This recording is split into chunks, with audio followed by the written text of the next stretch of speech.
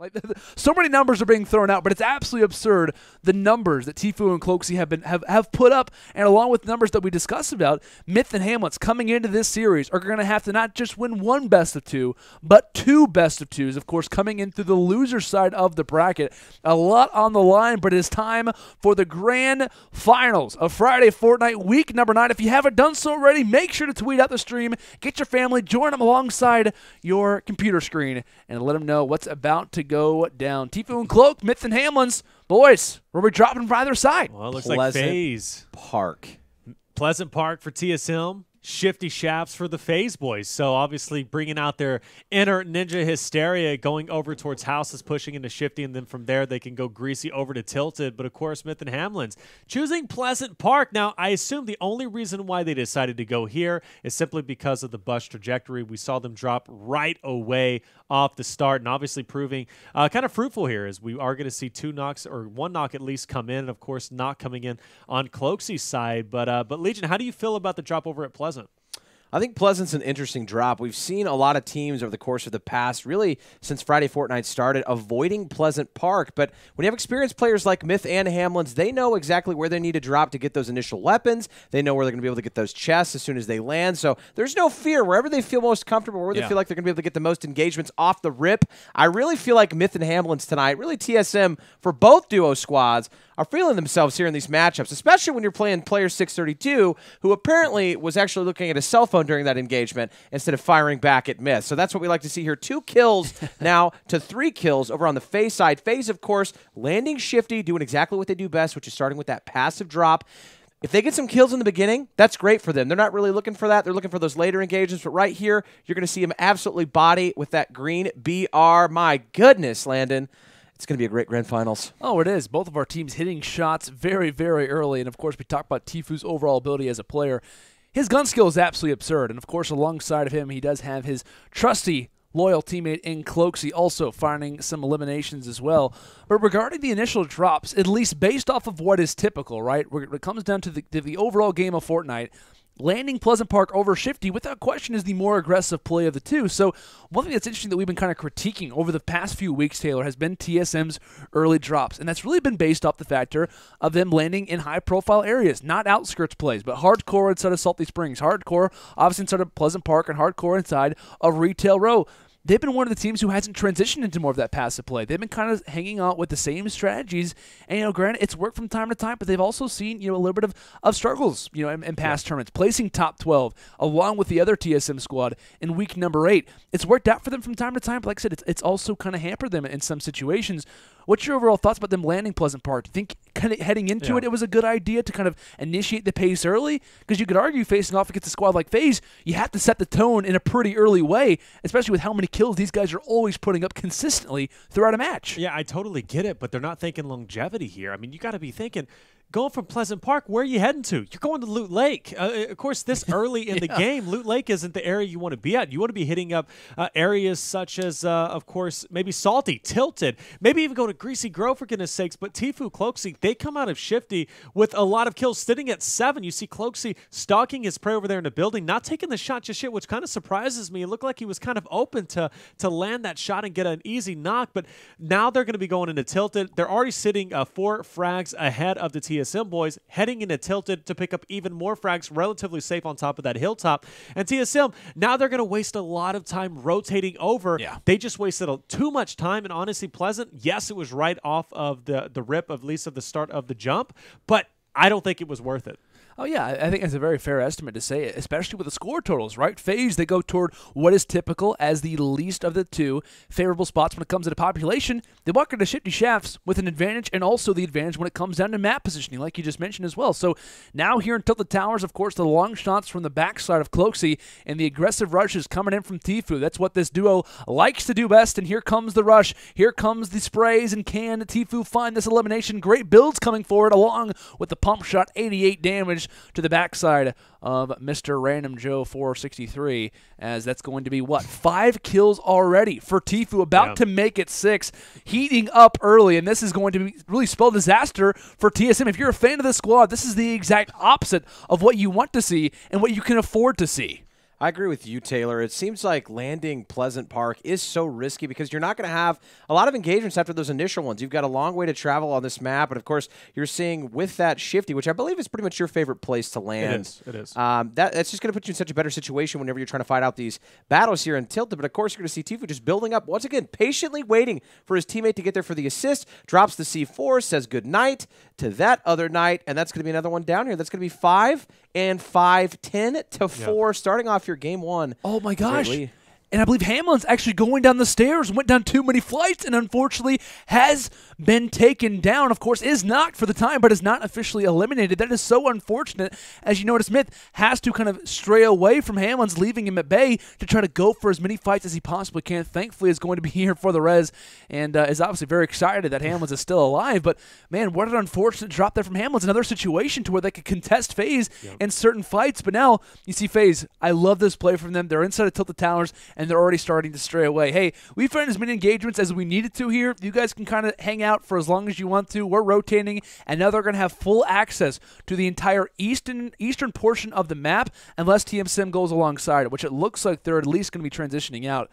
I mean, FaZe's blueprint, their overall game plan in this game, it's been stellar off the break. Yeah, off the rip, of course, landing Shifty was the better option. They come out with 7 frags, go into Tilted Towers. They come out with even more, I believe, accumulating, 4 more frags after that, and they're gaining even more positioning on TSM as they're going to be inside a very abandoned Tilted Towers, having to make their way now back to Loot Lake, which we just saw them at. So they're going to try and play the gatekeeper role over there, but I would much prefer the Dusty Witch rotation over anything like that, as we will see FaZe. They are going to skim the outskirts of that, but they look like they're going to be heading over towards Dusty as well as Salty to kind of get those big portions. Now they've hit, let's recap, they've hit Shifty Shafts, they've hit Tilted at this point. Now they're going to be hitting up Salty, 3 of the biggest places on the maps where a lot of the players go, and because of that, they're going to continue to maintain the lead.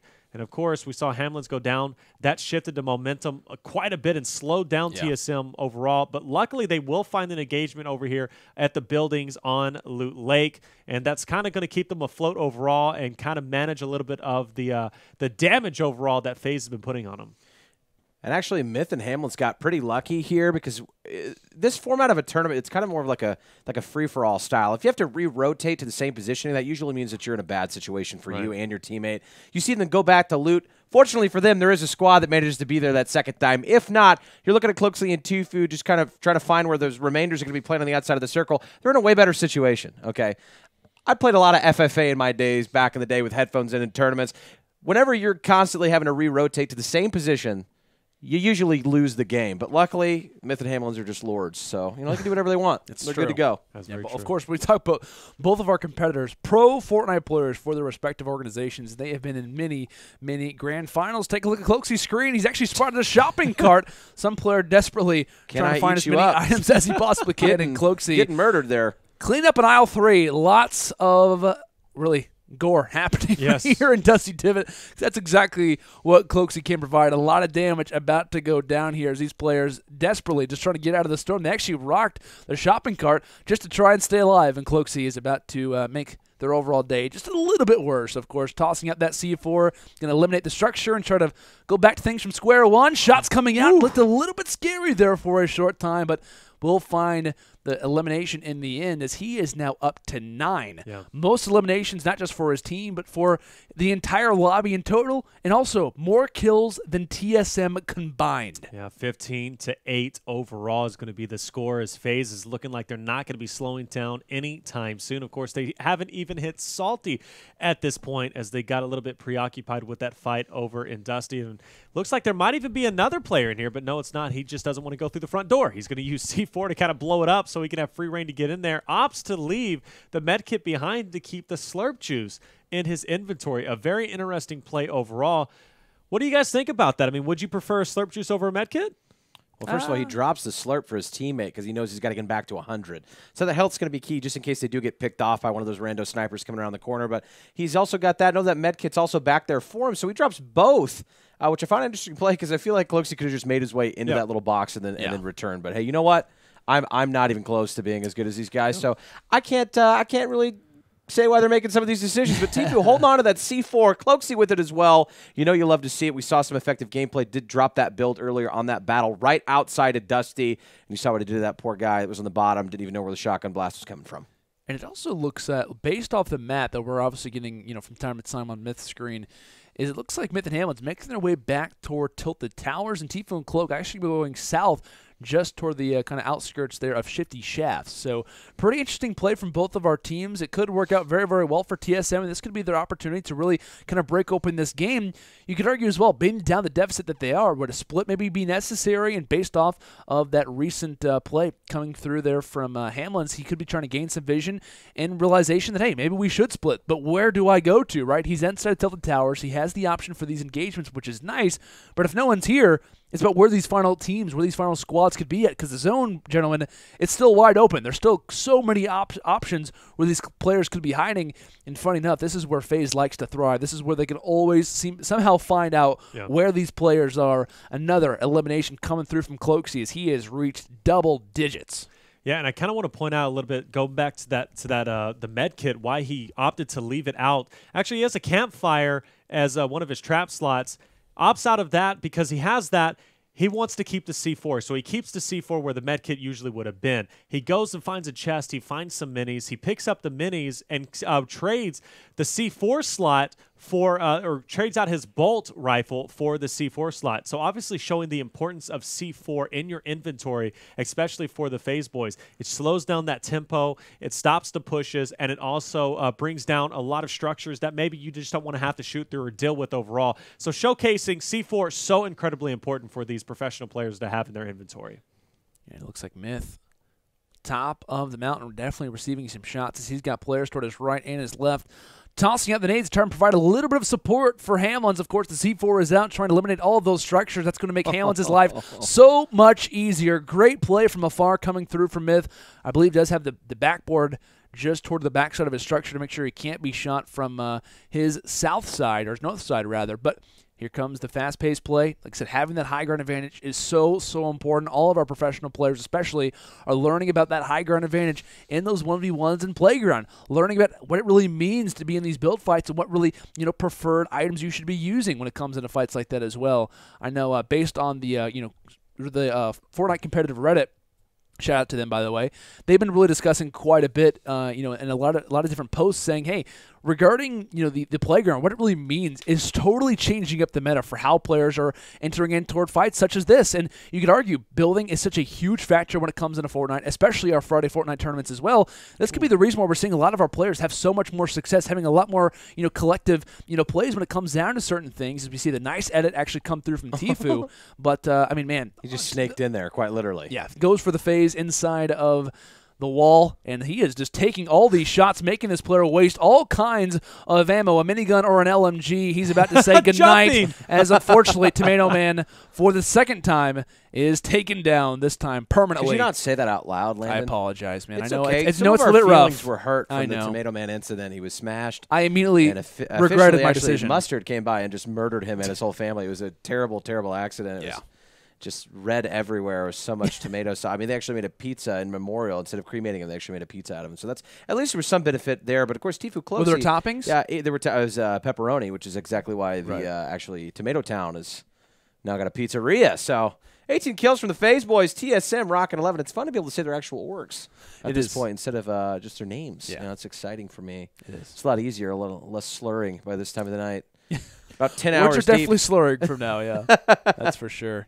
Let's see, a jump pad is in fact going to be in effect as Myth looking to pursue an opponent straight ahead, but Cloaksy hot on the heels of Myth as they're going to be battling it out for this final couple of frags, and who in fact is going to be getting it. This player is building up relatively well, but that's going to be stolen out of the hands, I believe, as who ended up getting that. That was Tfue, it looked like, who stole that kill, and that's really unfortunate when you do all the work and then you just get all the benefit, or at least everything taken out from underneath your feet. It's like a college group project, Taylor. That is rightly so. Been a part of many of those, and they didn't turn out too well because you're always usually I'm always the one who's doing all the work, and then we all get the same grade. What was the point, right? That's really the end of it. I can really feel some bitterness in Taylor's voice there. That felt real. That was just another joke. Now I'm terrified. But the C4, he said good night another one there as Baca does get taken out there. So another one down 12, actually, for Cloakzy, 20 for Tfue. When we see these gentlemen in the finals, they are going literally 0 to 100 real quick. Every single time we see them in engagements, I'm telling you, they are the best duo in the game when it comes to actually sorting out where these rotations are going to be from opponents. I don't know how they find everybody, but there's one player up, and I'm sure they find this guy hiding somewhere in a bush and maybe even quickscope him. Who knows? I want to see it. They're on FaZe for a reason, right? It's definitely possible. It's actually a requirement. Is it? Yeah. It's like they enter into their contracts. Like, okay, first of all, you got to hit a quick scope, and then we'll allow you to kind of enter into. Actually, back in the day, that was a real thing. Well, yeah, it was. Especially on YouTube. I'm not sure for Fortnite, it would not really for be a Fortnite, thing, but Call of Duty for sure. Yeah, absolutely. But remember the quick scoping tryouts that you would have in the lobbies and the private lobbies? Oh, yeah. Great time. Great time. A lot of great content out of those.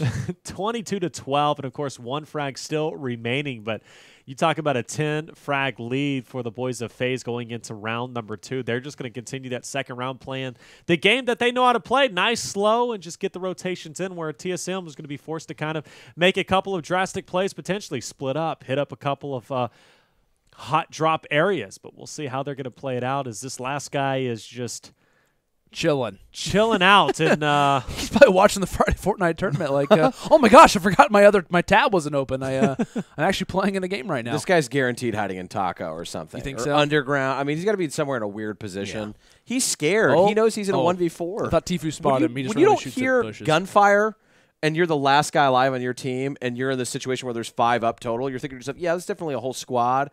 I mean, maybe he's got C4 and grenade launchers in his back pocket. We've never actually seen a rando destroy a whole squad remaining, by the way, in one of these Friday Fortnights. I want to see it. I want to see some rando dude just absolutely go off. That'd be nice. That'd be actually You never cool. know. I'm sure they're out there. They're not very often, especially when you talk about the talent that we have in Friday Fortnite. But one thing to be taking into consideration right now here, guys, of course, for Myth and Hamlinz, it's not a matter of, okay, there's next time. Being down in this game, this is their only series, right? They have to win 2 of them. So the fact that they're already down in the very first one means so much for the FaZe boys, because they have so much momentum heading into this match, because they realize that, hey, if we lose this game, it's okay. We have another series kind of, to back. It's a little bit of confidence that you have. Maybe you even play a little bit overconfident from time to time. For TSM, they don't have that luxury, right? They go down in one series, they are out of this tournament. And I believe Cloakzy does find the elimination here at the end, as he will finish off with what? I believe 13 kills, Tfue 10, both in double digits for the FaZe boys. But man, like I said, off to a hot start. Map number 1 having the advantage, also having the ability, if they were to lose this series, to have another one to fall back on.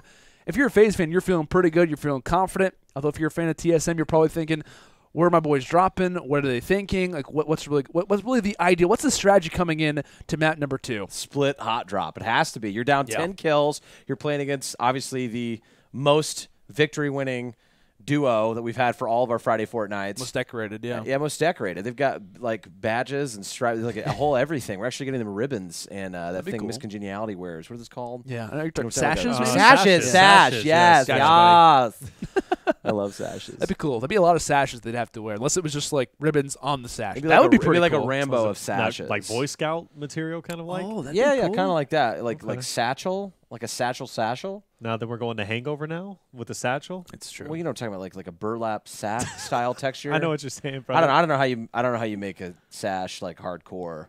We could reach out to someone, I'm sure, and try to figure that out. If there's somebody out there in the market, please let us know. Well, we do have official EGL sponsor. Maybe that's a new thing they're going to be introducing. EGL. We're got tossing out, patches. some opportunities here. Freedom Bring on the 20% off Yeah. until the 9th of any of their apparel in store or any of their stuff. And then what's that to your left? Actually, this is Raging Gummy Fish. I think this is the. That's the G Fuel. Raging that's Gummy the Fish G Fuel comes with flavor. the FaZe Shaker Cup, which, by the way, is so relevant in this situation. FaZe 11 frags up over the TSM boys. Maybe probably drinking some, to be honest with you. You could get this product for 10% off using code UMG if you go over to the G Fuel store. There it is, Vanna. Go and check it out. There it is, Vanna White. I like that. Bing. Feel like I'm on the Price is Right, or maybe even I don't know. Throw out any game show out there. That was beautiful. Wheel of Fortune. Thank you Wheel so of much, Fortune. man. Appreciate that, guys. Let's talk about how we're jumping straight into Game 2. Myth and Hamlinz, 10-kill deficit. Do they have what it takes to come back here and reset the bracket? If so, it would be another miraculous comeback. Down actually 11.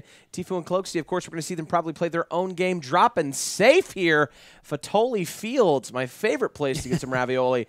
to be one of those best spots where they're actually going to swing right past it, land on the outskirts just like they like to do, and they're just going to play it nice and slow, just like a slow jam. And for Myth and Hamlinz, we actually don't see them going toward Tilted Towers. In fact, going double Retail Road. This is definitely something pretty out of kilter, not at all expected, but hey, they faced off against FaZe so many times in the past. Right now, regarding FaZe versus TSM competitive, including obviously Myth and Hamlinz, along with Daquan and Camille's, FaZe currently is an advantage 7-5 in their overall series count. So you talk about 12 games, a lot of those happening between Myth and Hamlinz and Tfue and Cloakzy. They know their strategies, and they've had so many different opportunities to face off against one another.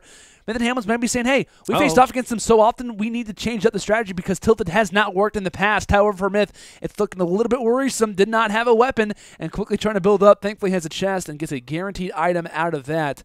And I believe he also has the support of Hamlinz with that tack shotty to solidify that kill. So looked a little bit scary there for the moment off the start for TSM, but hey, not going Tilted.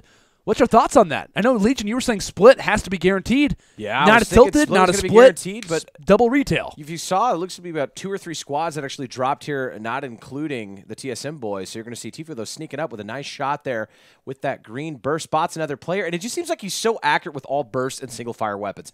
Honestly, got to be one of the best with him. We don't really see the burst in play too often, but when he picks it up, he makes it look like it's a gun that we all need to be using almost every game. And this is not a weapon that he likes. Like, there's been times where I've seen him even put down the gold FAMAS just to rock a regular, like, green assault rifle. That's just the way that he plays. Of course, you're going to see him swap the green burst there for the gray, or the rather common assault rifle there. But, of course, alongside Tfue, we got to talk about Cloakzy. This guy has been absolutely unreal, as per usual, especially here for week number 9. Of course, the stink bomb is out, and so is that Omega. Of course, back to the loading screen for him, but a lot of HP being taken out here from Cloakzy. Thankfully, has those bandages in his back pocket, but for both teams, a lot of very high-intensity gameplay off the break in their respective places, right? Salty Springs, Retail Row, not too far away from each other as both of our squads. Definitely so, and, you know, contrasting styles. It looks like TSM, though, has had the most competition over here as they managed to get up to 5 total frags, at least for Hamlinz. But look at this! We're seeing Cloakzy as well as Myth both go down, as both teams are going to lose at least one player. Of course, both still up. They haven't been thirsted at this point. Let's see if Hamlinz can go big and pick up Myth. Of course, if you're both sides, you're wanting either one to go down and not come back up. But it looks like they might both be saved. We're seeing Tfue, but no, there's going to be a player bursting through.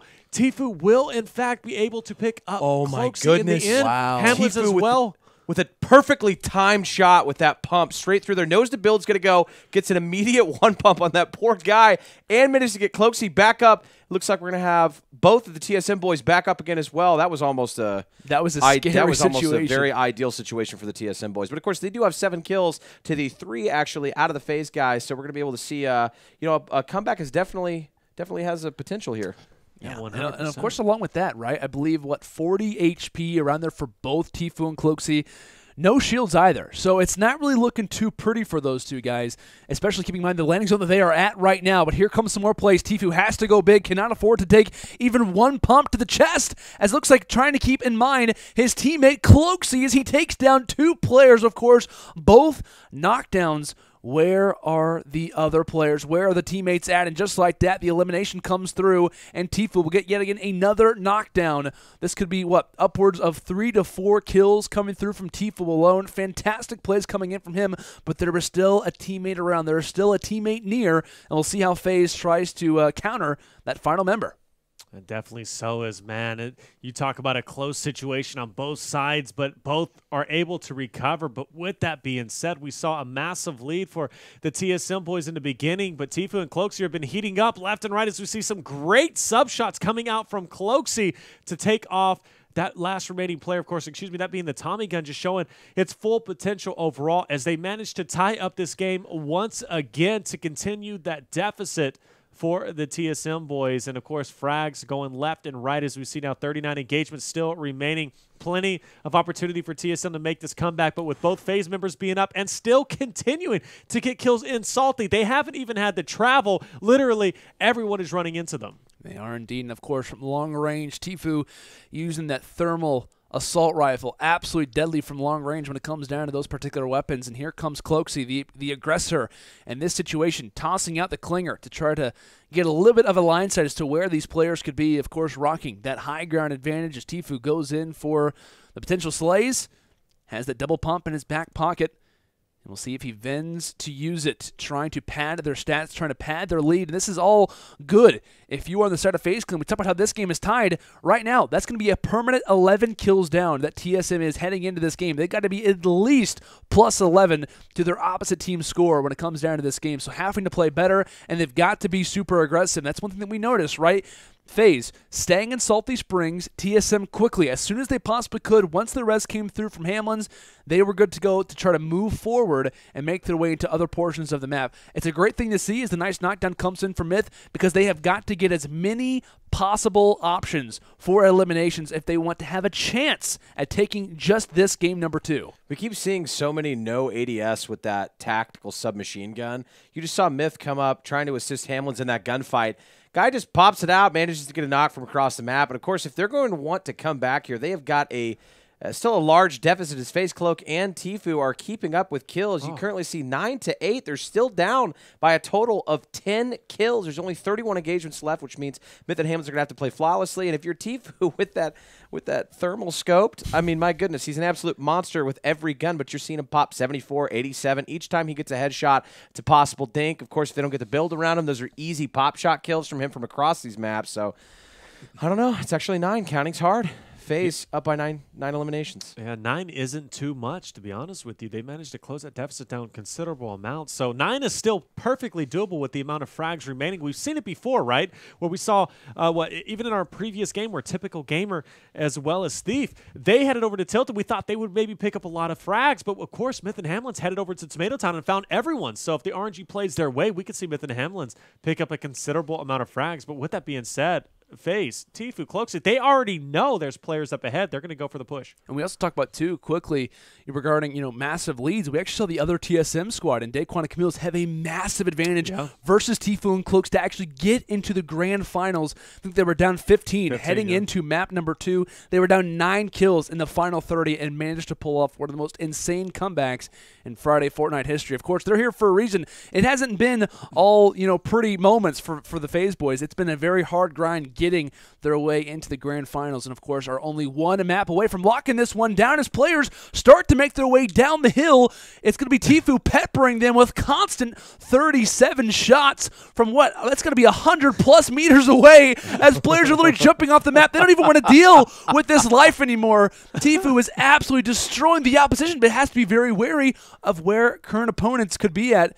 I believe his overall structure does get taken down for a little bit of that HP, gets the knockdown onto one, and here comes the more thermal shots, absolutely obliterating the opponents. Keeping in mind, though, on his mini-map, Cloakzy is nowhere to be found. He is not on the overall line sights of Tfue for the time. So if Tfue drops here, it's not looking great for a res opportunity. A big moment right now for FaZe, as long as Tfue can stay alive. He is the driving force. He is the factor behind this overall machine that is FaZe Clan. Of course, still peppering in shots coming in from the Storm. Another knockdown for Tfue, as he should be up to 7 if these eliminations come in. Of course, constant grenades, launchers being fired in from all different ranges, and it looks like alongside that, Cloakzy ends up getting dropped. This could spell disaster. Cloakzy gets fully eliminated, and Tfue having players at his backside, not a whole lot of ramps, and of course, as long as he is finding these kills, as long as he's getting these eliminations, it is making FaZe's opportunities at somehow escaping with this victory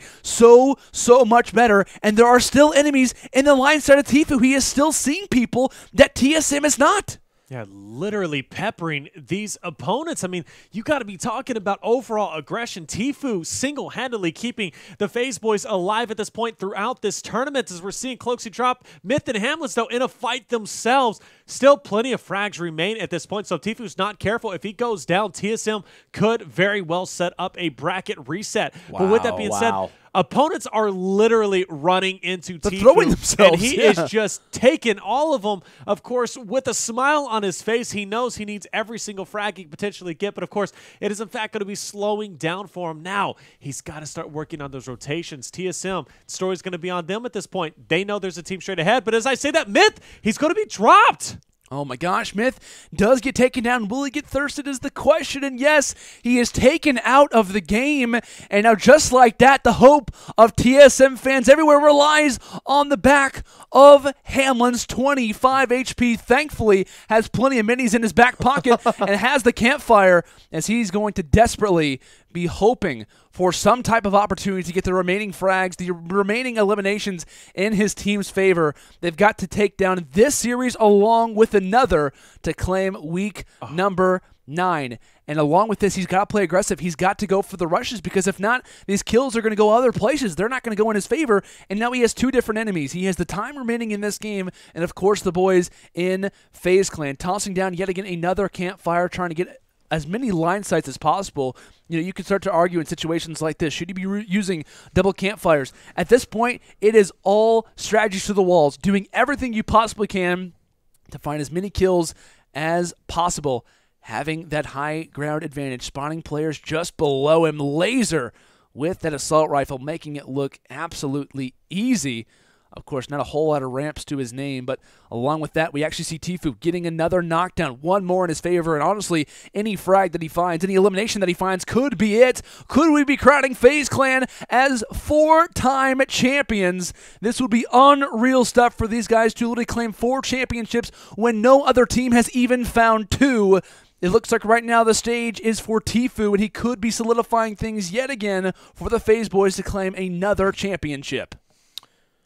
We were talking about RNG awareness, right? Making sure your inventory, making sure that you're keeping track of your mats. I mean, we saw Tfue in that gunfight when he was on that hill prior, where he had about 220 mats left, and he used everything perfectly. He uses editing to his ability instead of just wasting mats in order to get those kills. And this is exactly what we're seeing here again. 310, decent amount of mats, but of course he's actually making smart decisions to make sure that he's not putting himself in a situation where he's not going to be able to have any sort of protection here. Of course, you've got Hamlinz on the other side. He's not finding these engagements as quickly as Tfue. Tfue, although Cloaksy dies, managed to drop 3-4 extra players over there on that side of the map. Now he's just trying to zone, stay alive, get these kills so these knocks actually matter. Ooh. Of course, Hamlinz with a nice blade. My head. 3-1-2 said, good night.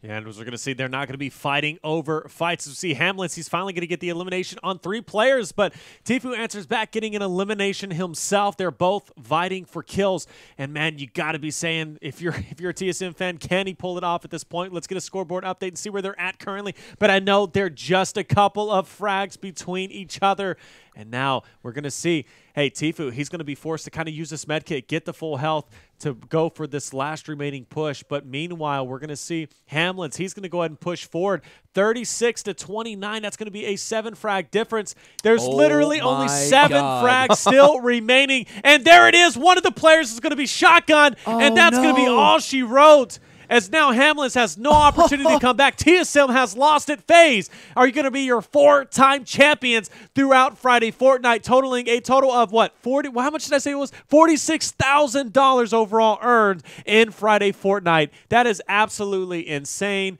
And you're talking about TSM, what a fight, but man, FaZe, Tfue literally kept the team alive when Cloaksy I don't think dropped. they know yet what the score update is. I don't think anybody's given. I think he's just telling, if I'm Cloaksy at this point, not for sure on the score, I'm just telling Tfue to keep playing the game normally so you can finish it out. So that's what we love to see. These are competitors coming out here to play. Obviously, Hamlinz with an amazing effort to try to get that comeback. Tfue, though, fortunately able to do some major damage solo, and you're going to see him continuing to do so. I mean, look at this tax submachine gun. Absolutely incredible. We've seen a lot of build damage. We've seen so much C4 destruction throughout today's tournament.